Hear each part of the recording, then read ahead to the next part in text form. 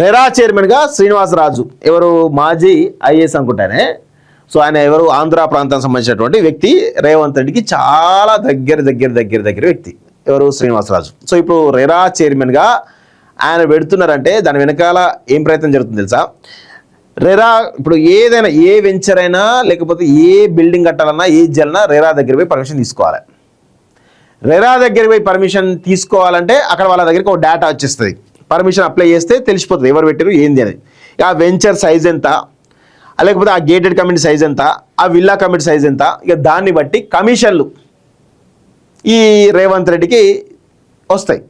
దానిలో భాగంగానే రెరా వేరే వాళ్ళ దగ్గర ఉంటే మిస్యూజ్ అవుతుందని చెప్పేసి వాళ్ళ దగ్గర వ్యక్తికే ఇచ్చిరు.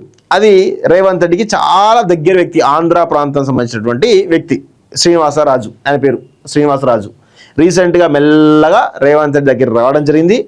రేవంత్ రెడ్డి కోటర్లో చాలా కీలకంగా ఉండడం జరిగింది. ఇప్పుడు రెరా చైర్మన్గా ఆయనను పెట్టడం జరిగింది. రెరా చైర్మన్గా పెట్టడం వెనకాల ఇంత పెద్ద దందా దాగి ఉన్నది.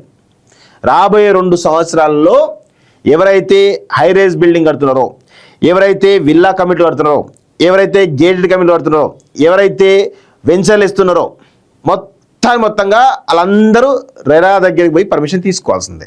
సో అప్పుడు ఇక వాటా లెక్క, నువ్వు 5 ఎకరాల వెంచర్ ఇస్తున్నావా, ఇక నా వాటా 5 కోట్లు. నువ్వు 5 ఎకరాల్లో గేటెడ్ కమిటీ కడుతున్నావా, ఇక ఎస్ఎఫ్టీకి ఇంత, ఎస్ఎఫ్టీకి 50 రూపాయల 100 రూపాయల. ఇక విల్లా కమిటీ ఎస్ఎఫ్టీకి ఒక ఇంత, హైరేజ్ ఎస్ఎఫ్టీకి ఇంత ఖచ్చితంగా చెల్లిస్తే నీకు పర్మిషన్ వస్తుందని చెప్పేసి చాలా స్పష్టంగా ఒక సిస్టమేటిక్గా నడుస్తుంది అన్నట్టు. దందా కూడా ఒక సిస్టమేటిక్గా నడుస్తుంది. రెరా దగ్గరికి ఎట్లా, రెరా దగ్గరికి వస్తుంది ఫస్ట్ ఫైల్ రెరా దగ్గర రాగానే ఫైల్ వస్తుంది.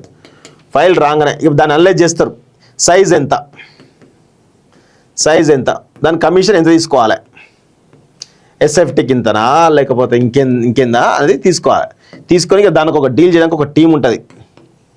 ఎట్లా టీం ఉంటుంది, ఇక వీళ్ళంతా మనకు అందరూ తెలిసిందే కదా. టీం అందరూ పోయి డైరెక్ట్గా ఓనర్తో మాట్లాడతారు.